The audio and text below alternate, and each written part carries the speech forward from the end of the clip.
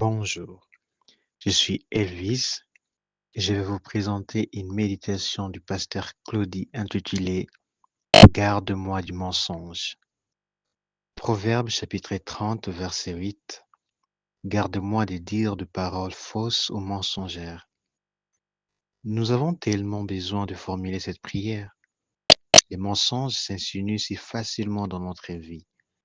Le mensonge revêt beaucoup plus d'aspects que simplement ne pas dire la vérité.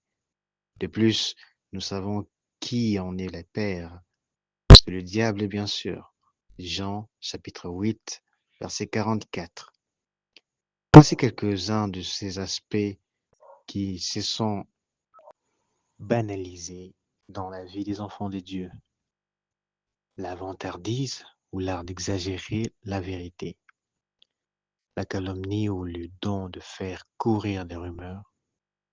L'excuse dont on use et abuse. Le faux raisonnement qui crée en nous des forteresses de fausses convictions. La fraude qui est en même temps du vol. L'hypocrisie ou l'art de faire croire à des vertus que l'on n'a pas. La dissimulation ou la vie secrète et obscure. La contrefaçon ou ce qui ressemble à du spirituel mais qui n'en est pas. La tromperie pour abuser la confiance des autres. La duplicité ou l'habitude de porter des masques. Même l'imagination et la plaisanterie peuvent être inspirées par le mensonge.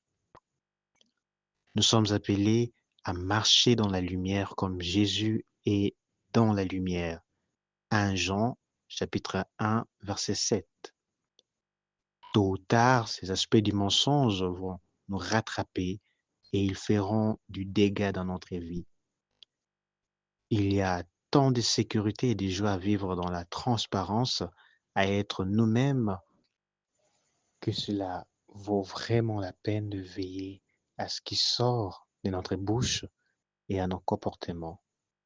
Mes bien-aimés, quand nous tenons sur le chemin de la vérité, cette vérité nous rend libres.